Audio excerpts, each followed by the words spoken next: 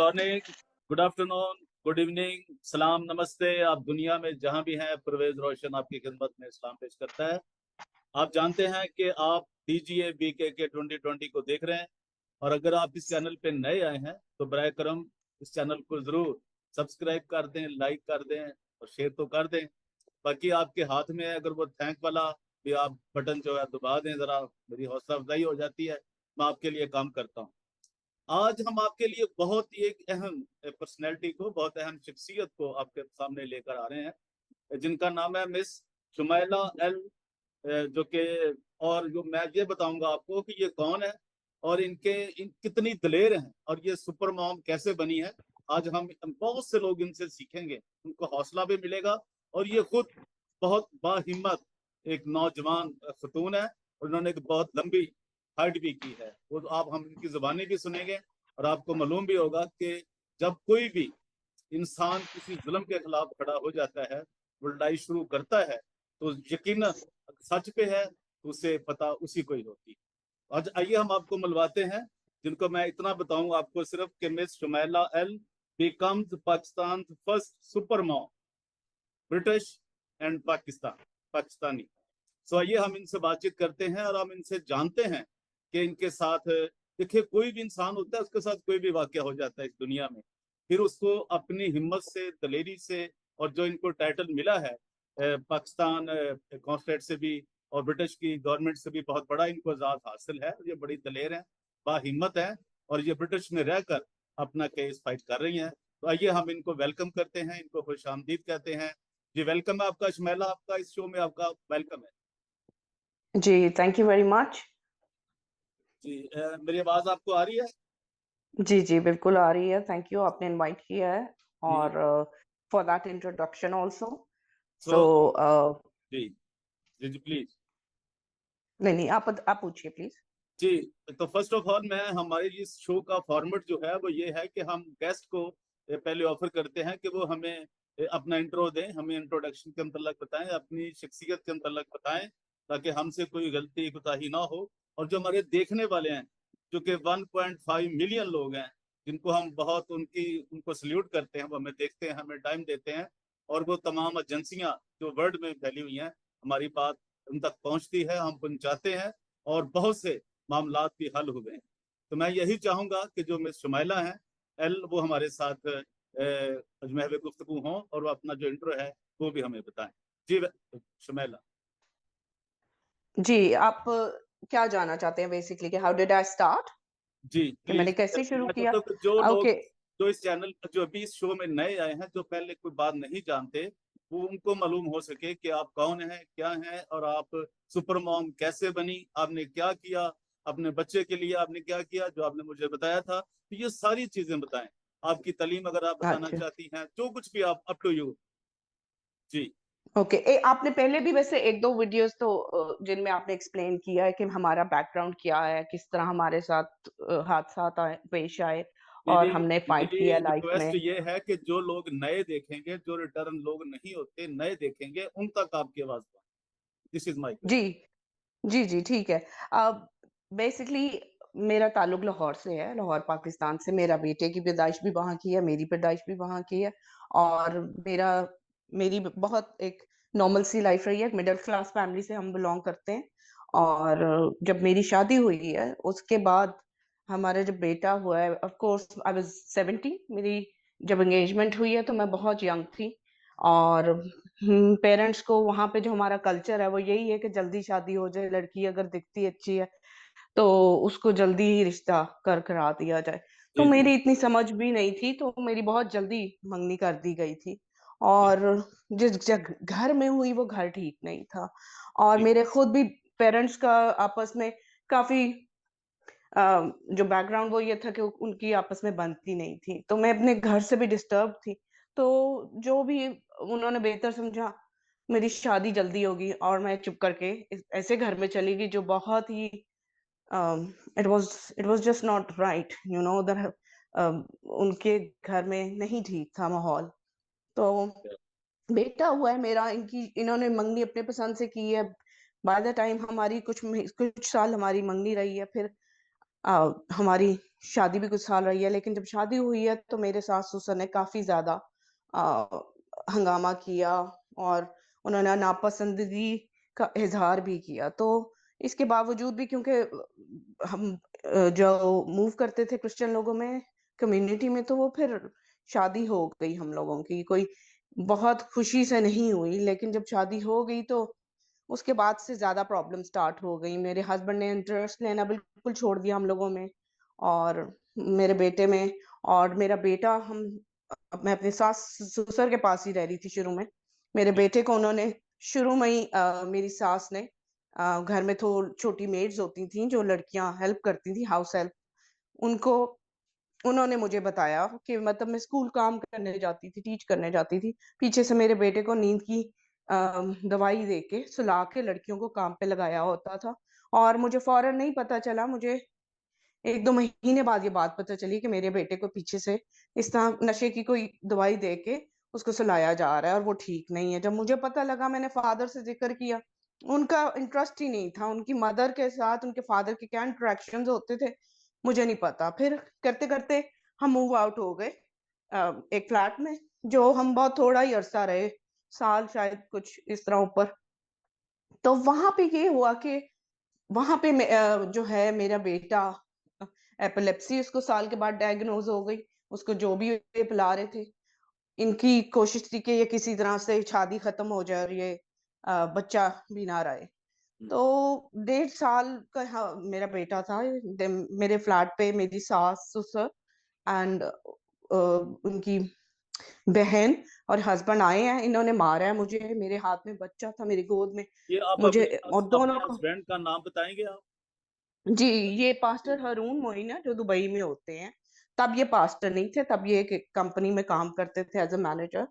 तो मुझे मारना शुरू किया इन्होंने और मुझे कोई रीज़न नहीं पता, बस कि तुम्हारा बेटा ठीक नहीं है, तुम भी ठीक है, हमने नहीं रखना, हमारा बेटा तुम्हारे साथ खुश ही नहीं है। इस तरह करके इन्होंने मारना-धारना शुरू किया और मैं बिल्कुल यंग लड़की थी। मैं बिल्कुल नहीं समझती थी कि किस तरह इसको इस एकदम से कोई अटैक करे, आपको असॉल्ट करे फिज़िकली आके, तो कैसे हैंडल करना है जी। इस चीज़ को, क्योंकि हम जिस तरह से अ, रेज़ करते हैं अपने पाकिस्तानी लाहौर जिस तरह एनवायरनमेंट में, लड़कियों को कोई बात करनी नहीं बताते कि ससुराल में किस तरह करना है, कुछ बस चुप करके बैठे रहते हैं, रोब के अंदर रखते हैं सास-ससुर आपको कि आपकी आगे से कोई हम बात भी नहीं कर सकते। तो मैं कुछ भी नहीं कर पाती थी इन लोगों के अराउंड। तो इन्होंने आके मारा है और मैं अकेली थी बिल्कुल। मार के मेरे बेटे का भी डैमेज किया, मुझे भी इतना ट्रॉमा देख के बेटे का भी सर लगा दीवार में। और जी। वो और डैमेज हो गया, जो ऑलरेडी छोटा-सा वो बच्चा था मेरा। किसने तो किसने ये मारा मार आपके किसने मारा शर्मिला? आपके हस्बैंड ने या आपके ससुर ने या आपकी मदर इन लॉ मेरी ने? मेरी सास ने मारा, सास की बहन ने मारा और हस्बैंड ने, इन तीनों ने। तो इनके फादर भी थे, लेकिन इन तीनों ने मुझे मारा और ये इतने वायलेंट लोग हैं कि मैं आपको बयान नहीं कर सकती। मार-ताड़ के कि उन्होंने कुछ ऐसे अल्फाज़ भी बोले कि अब तुम देखते हैं कि तुम कैसे गुज़ारा करोगी अपना, तुम इस बच्चे के साथ कैसे, बड़े-बड़े बुरे अल्फाज़ बोल के ये मुझे हमें तोड़ के चले गए। हुँ। बिल्कुल दोनों को ऐसे तोड़ के। और उसके बाद इन्होंने मेरे घर के अराउंड भी ऐसे बदमाश टाइप लोग अ, भिजवाए कि ताकि ये डर खौफ से किसी को कंप्लेन ना कर सकें, कहीं बाहर आवाज़ ना निकाल सकें अपनी। जी। ये बात है 2003 की। ठीक है। और उसके बाद मैं तो बिल्कुल ही खत्म हो गई थी कि जैसे मेरी लाइफ ही नहीं है। I had zero faith, zero luck कि मैं कुछ भी नहीं कर पाऊँगी, कि मैं इस बच्चे को क्या हुआ है। मेरी मदर ऑफ कोर्स, उनका बहुत प्यार था अपने नवासे से, जो मेरे बेटे से। वो बिलीव करती थी कि ये ठीक-ठाक पैदा हुआ है, इसको कुछ नहीं हुआ और इसका इलाज कराएँगे, ठीक हो जाएगा। तो उनकी केयर में मेरा बेटा रहा। इतने में ये हारून साहब जो हैं, ये दुबई चले गए। इन्होंने पहले भी बनाया हुआ था कि मैंने निकल जाना है इस मुल्क से बाहर। दुबई चले गए और हमें कुछ भी नहीं दे के गए, ना पैसा, ना बच्चे के खर्चा, कोई मेंटेनेंस का, कोई एक पैसा नहीं। ये फ्लाई कर गए और हमें ना डिवोर्स दी, ना कुछ भी नहीं हमें पता, हम उसी तरह बैठे रह गए। फिर मैं भी इधर आ गई, मैं इस मुल्क में आ गई। मेरी मदर ने कहा कि मैं केयर करती हूँ इस बच्चे की, इसको बाहर आहिस्ता-आहिस्ता ले जाएँगे, इसका इलाज कराएँगे, ठीक हो जाएगा। तो मेरी मदर जो थी वो मेरे साथ थी, मेरी मेरी फैमिली ने उस टाइम सपोर्ट की हमारे बेटे को संभालने में। मैं इधर लंदन आ गई। सो आई टुक मैं बिल्कुल अकेली आई थी इस कंट्री में। I was very young, may be 24 25। I was so young कि मुझे कुछ पता ही नहीं था कि यहाँ पे लाइफ कैसे रन करनी है, because the way we are raised, हम इतने इनोसेंट वे में रेज्ड होते हैं। जो रिलीजियस टीचिंग्स हैं, जिस तरह बैठा के हमें इतना पता ही नहीं होता कि एक वर्ल्ड वाइड लेवल पे किस तरह लोगों के साथ चलना है। हम लोग मेंटली तौर पे इतने मेच्योर नहीं होते हैं। तो जी, मुझे यहाँ आके काफी स्ट्रगल करनी पड़ी। मैंने यहाँ आके अपने आप को खड़ा किया, अपने आप को मैंने यहाँ पे प्रोफेशनली मेरी एक स्टैंडिंग बनाई यहाँ पे। I am known as a multifaceted professional, which means I have various roles in different professions. So मैं काम के लिहाज से यहाँ पे काफी मुझे रिस्पेक्ट दी गई। मुझे मेरे प्रोफेशनल रिलेशनशिप्स अपने कोलीग्स के साथ बहुत अच्छी फ्रेंडशिप्स रही। सो मुझे लंदन में काफी रिवॉर्डिंग मेरे एक्सपीरियंसेस रहे हैं यहाँ पे आके, as a woman, as a single woman. इन्होंने काफी अच्छी तरह से फिर हमें स्कूल में भी मेरे और मेरे बेटे का जो काम हम करते थे, हमें Queen Elizabeth diamond jubilee pageant पे इनवाइट किया गया। We went there. हमें स्कूल की तरफ से वो इनविटेशन था दैट चोजन पेरेंट्स थे, सिर्फ 2 पेरेंट्स को चूज किया गया था। जी। और दैट वाज जस्ट समथिंग ये तो बहुत समथिंग फॉर बड़ा, अस। ये फिर तो मुझे बहुत बड़ी ऑनर थी, बहुत बड़ा रिवार्ड था, ये तो बहुत बड़ा रिवार्ड। हाँ जी, हाँ जी, स्कूल वालों ने देखा कि मदर की स्टोरी जो है, she is done so much and she is coming from she is coming from long way. और उन्होंने मेरे लिए काफी सपोर्टिव थे जो जो वो स्कूल वाले थे। इसके अलावा फिर यहाँ पे ये कोर्ट भी जाना पड़ा बेटे के लिए। फिर जज ने भी रिस्पेक्ट दी, as a respected for parenting और एडमायर्ड फॉर करेज का मुझे उन्होंने दिया। सो मुझे यहाँ पे काफी अप्रिसिएशन मिली। और उसी हिसाब से लोग, बस ये खवातीन में यहाँ पे काफी सिंगल वुमेन है तो दे आर सुपर मम। मैं अकेली नहीं हूँ, और भी बहुत है। लेकिन हाँ जी, लेकिन today I am of course Pakistan first super mom. इसके अलावा जो हादसात हैं वो बहुत ज्यादा हुए हैं हमारे साथ, जिसके लिए मैं बहुत डिसअपॉइंटेड हूँ अपने कम्युनिटी से, अपने फैमिली से, क्योंकि मैं अकेली थी। और मैं इधर आके मैंने अपने सारे फैमिली को भी यहाँ पे खड़ा किया, अपने भाइयों को, अपने फादर को, सबको। लेकिन I just have a special needs son. उसकी वजह से मुझे इतनी, जैसे जैसे वो ग्रो कर रहा है, जैसे जैसे वो सब आहिस्ता आहिस्ता दूर हो रहे हैं मेरे से कि ये नीड्स हम नहीं देख सकते। तो कोई देख भी नहीं रहा, लेकिन people just don't treat you right, they don't. एक स्पेशल नीड्स बच्चा है तो छोटा है तो ठीक है, आहिस्ता आहिस्ता जब वो बड़ा हो रहा है तो just they make you feel alien, कि आप जैसे मूव अराउंड ही नहीं करते इस सर्कल में। तो मतलब मुझे बहुत नॉन सपोर्टिव से मेरी फैमिली है। इसके बावजूद हम आज तक खड़े हुए हैं। लेकिन मैंने यहाँ पे बहुत दफा आवाज जो है अपनी दी है कि मेरे बेटे के, इसके फादर को मैंने कांटेक्ट किया यहाँ से कई बार कि हमें पैसे तो भेजिए, शमैला, मैं इतना काम शमैला, नहीं आई कर एम सकती। सॉरी कट यू एट जी, आर। ये बताइए कि आपको डाइवोर्स हो चुकी है या नहीं, आपको मतलब ये क्या कहा जाए। डिवोर्स भी जो है वो नहीं दे रहे थे। जब पास्टर हारून मोइन ने शादी करनी थी तो तब इन्होंने वहां से आके पाकिस्तान में मेरे फादर को बुला के, इनके फादर ने और जो इनके अंकल है रोबिन्सन अस्कर, उनको बुला के इन्होंने मेरे फादर को थ्रेटन करके कि हमने सिर्फ 5,000 रुपया देना है तो ये डिवोर्स हमें फौरन साइन करवा के दें। और ये सो मुझे मेरे राइट्स नहीं थे कि वन टू पीपल पार्ट, कोई किसी किस्म की वहां पे डायलॉग एक्सचेंज होता है, मुझे किसी किस्म की बातचीत नहीं करने दी। मेरी कोई काउंसलिंग नहीं हुई कि मेरे साथ इतना बड़ा ट्रॉमा हुआ है, मेरे बेटे के साथ भी वो ट्रॉमाटाइज। हमें इतना शॉक मिला कि वहां पे अवेयरनेस कोई नहीं है लाहौर में कि how to deal with these things, के सब शर्म के मारे चुप हो जाते हैं कि हादसा हो जी गया, जी। बेटी को मार गए, तलाक हो गई, चुप कर जाओ। तो उसकी वजह से मेरी आवाज दब गई। और मेरी आवाज दबने की वजह से मतलब मैं कभी ये हादसा मैं बता ही नहीं पाई कि मेरे साथ क्या हुआ है। तो इन्होंने डिवोर्स तब दी है जब इनको एक वॉर वाइफ मिल गई है। ये चारों भाई जो हैं इसी तरह हैं, इनकी फर्स्ट वाइफ्स भी हैं।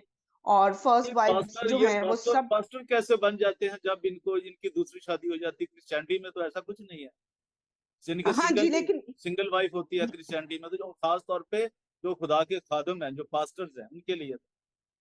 जो खुदा का ममसू इनका है, खुदा का खादिम है, वो दूसरी बीवी शादी नहीं कर सकता ना। हाँ जी, लेकिन इनका यही है, ये सारे भाई जब पाकिस्तान लाहौर में थे, इन सब की एक एक वाइफ से, एक ने कनाडा, एक ने अमेरिका चूज कर ली, एक ने कहीं मिडिल ईस्ट चूज, सब ने वाइफ्स अपनी वहीं पे बैठ के चूज कर ली, to to just be out of Pakistan. और उसके बाद उनको टॉर्चर किया, मारा, छोड़ा, और छोड़ के फिर ये अभी सब सही दिख रहे हैं भाई, के बहुत अच्छे हैं, बहुत खुशहाल हैं। इन्होंने, इनका कितना डार्क पास्ट है, इट्स ओनली जो जिन औरतों के साथ ये रहे हैं उन्हें पता है। इन भाइयों ने कोई शर्म नहीं दिखाई है, या हारून मोइन ने कोई शर्म नहीं दिखाई है कि 20 साल से एक अपने बेटे को उन्होंने पीछे देखा नहीं मुड़ के। मैं मतलब उनसे रिक्वेस्ट करती रही हूँ कि आप प्लीज थोड़ा पैसे भेज दो हमें, हम नहीं इतना काम कर सकते, I can not, he has to look after his son. Joshua जो है वो एल्डेस्ट सन है इनके, he can not just deprive him of जो उसको जो डिजर्व करता है, वो इस तरह नहीं कर सकते। अपने बाकी दोनों बेटे हैं जो दुबई में, उनको वो लुक आफ्टर कर रहा है, बट जोशुआ को मार के, मुझे मार के, ऐसे जैसे पता नहीं डिसोन करके चले गए। हमने किया क्या था जो हम दोनों की जिंदगी बर्बाद की, हमें डैमेज फॉर लाइफ दोनों को करके गए हैं। मैं दोबारा खड़ी नहीं हो पाई किसी भी शख्स के साथ, मेरा ट्रस्ट खत्म हो गया कि कोई आदमी जात मेरे साथ कुछ सही करेगी। इतना बुरा ये डैमेज करके गए हैं। खुद इन भाइयों ने लूट लूट के पैसे खाए हैं मजहब के नाम पे। ये बिल्कुल फ्रॉड भाई हैं, बिल्कुल फेक ब्रदर्स हैं, क्योंकि इनके अंदर कोई खुदा की तालीमात नहीं है। जोशुआ के साथ यहाँ पे केयर होम में अब्यूज हुआ है वो बच्चा, उसका इतना, उस मैंने कांटेक्ट किया कि इसका ख्याल करें, इसकी तरफ देखें, कोई रिस्पॉन्स वो नहीं दिए थे। सो ये जो इस मे दुनिया के बहुत बड़े एक बने हुए हैं, एक पास्टर हैं, बड़ा अपने आप को वो कहते हैं जी मैं रोबिन्सन असगर, क्या उनको तक आपकी रसाई नहीं हुई कि वो इतने नहीं जी, मतलब मैं उनके रिलेटिव हैं, वैसे ना भी हो तो खुदा के कदम होने के नाते क्या उनकी ये जिम्मेदारी नहीं थी कि आपको केयर करते और आपकी मतलब आपको प्रोटेक्शन देते या कुछ आपके लिए इंसाफ के लिए आवाज उठाते, बीइंग ए प्रीस्ट।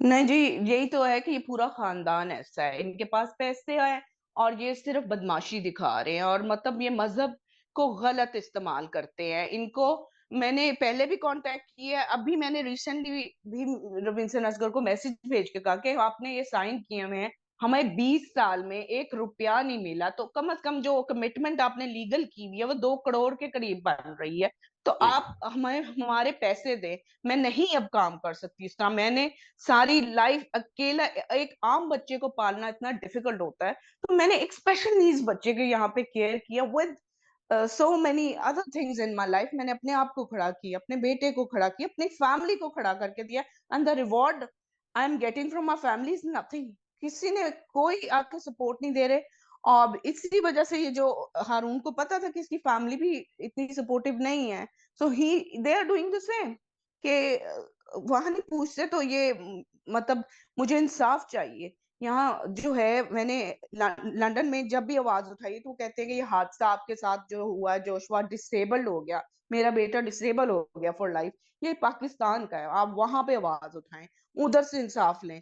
तो मैं इधर इतने सालों फिर चुप रह के अपना काम करती ना, मैं कभी बोल नहीं पाई। ऊपर से हमें ये फियर देते थे, थ्रेटन कर करके हारून साहब ने मुझे बांधा रखा है कि मैं बोल नहीं पाई, और मैं कहीं आगे किसी के साथ जा नहीं पाई सिवाय अपनी औलाद को लुक आफ्टर करने के।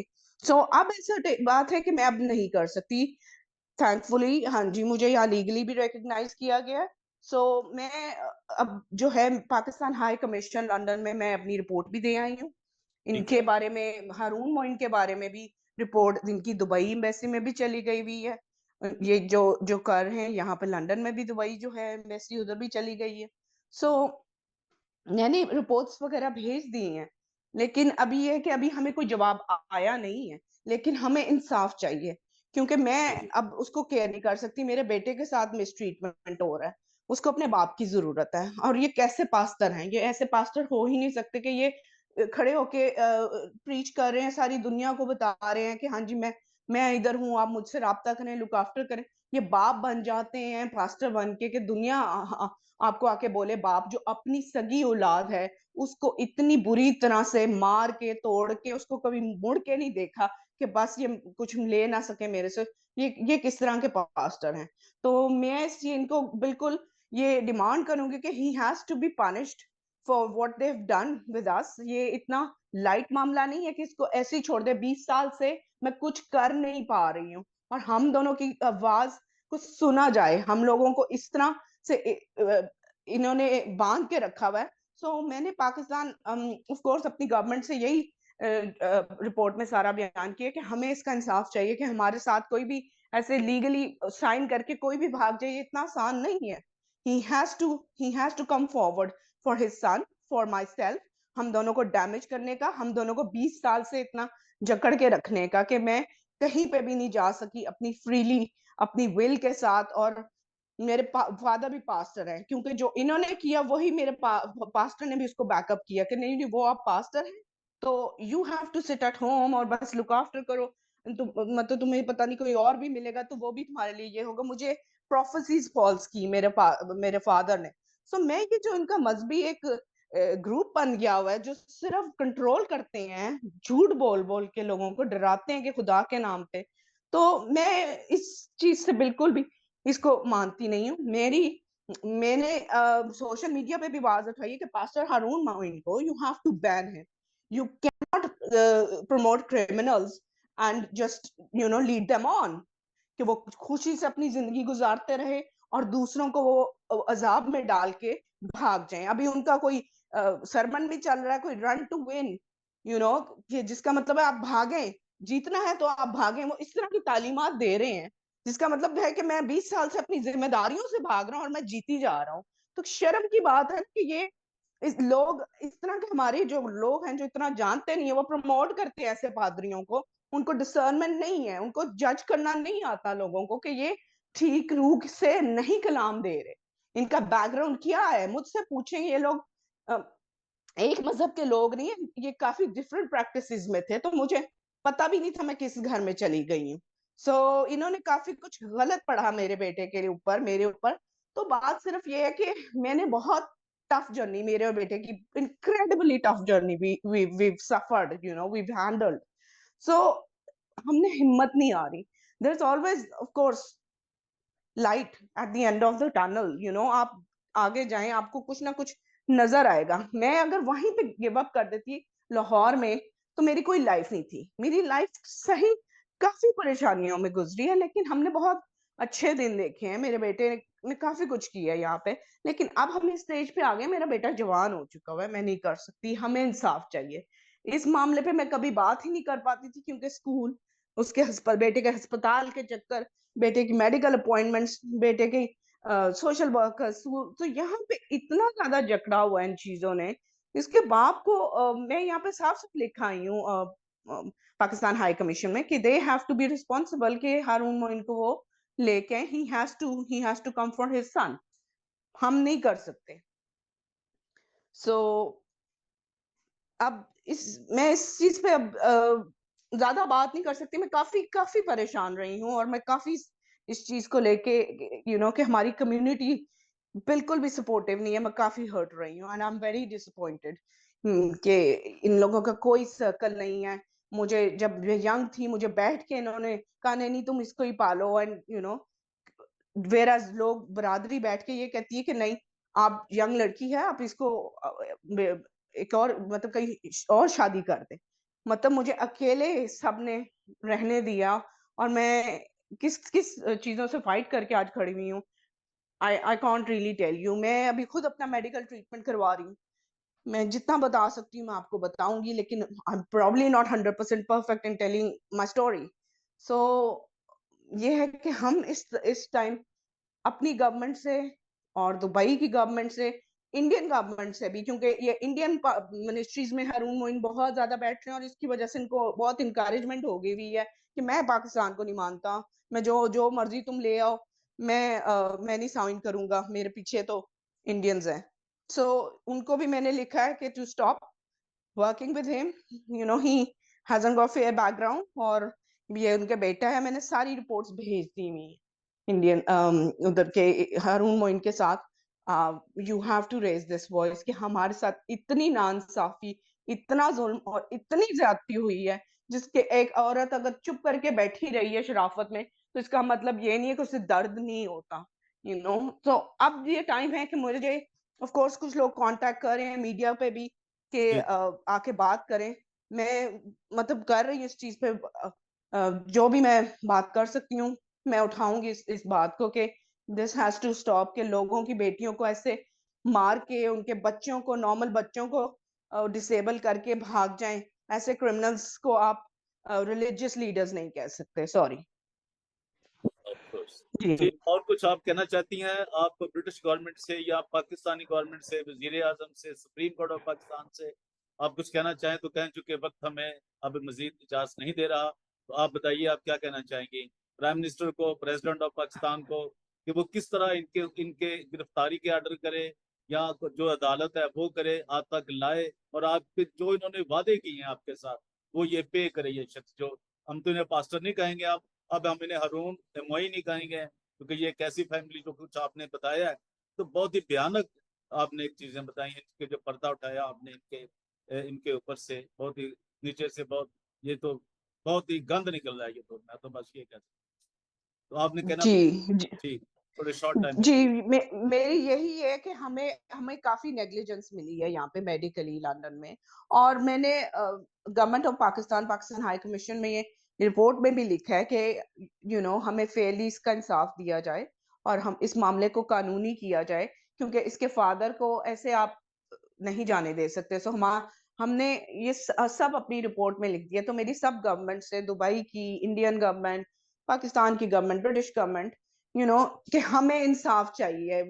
हम बिल्कुल अकेले खड़े हुए हैं दोनों माँ बेटा, और हम बहुत अकेले फाइट कर करके इस मकाम पे पहुंचे हैं। And of course you know we do मैं फील प्राउड मैं कि ये समझता वी हूँ, have done sorry really well. Sorry sorry sorry, हाँ मैं जी। ये समझता हूँ कि इंग्लैंड में भी बहुत ज्यादा पाकिस्तानी क्रिश्चियन जो है मिनिस्ट्रियां चला रहे हैं, और अमेरिका में भी, और खासतौर जी पे यूएई में, दुबई में भी।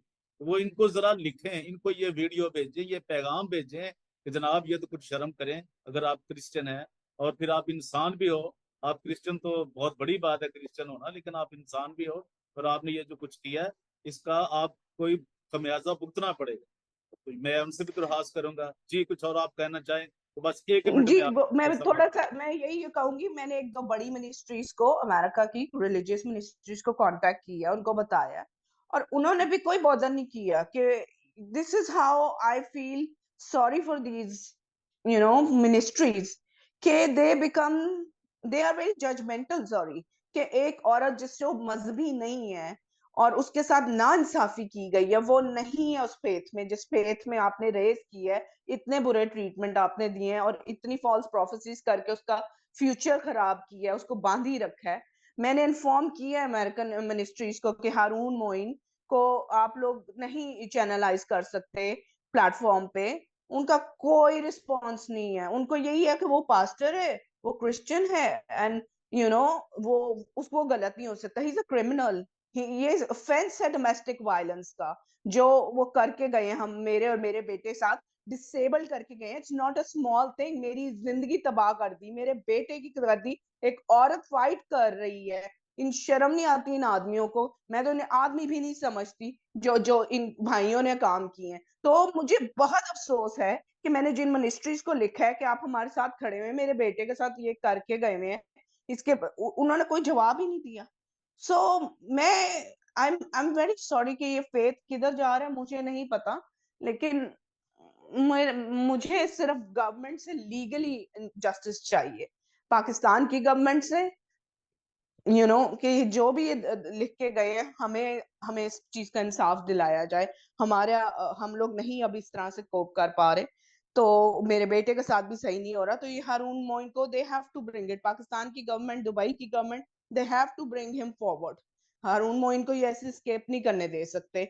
नहीं, अब that's enough now, it's the time that they are going to act on it. So मेरे साथ लीगल सोलिसिटर्स हैं, उन्होंने भी पेटिशन डाल दी है।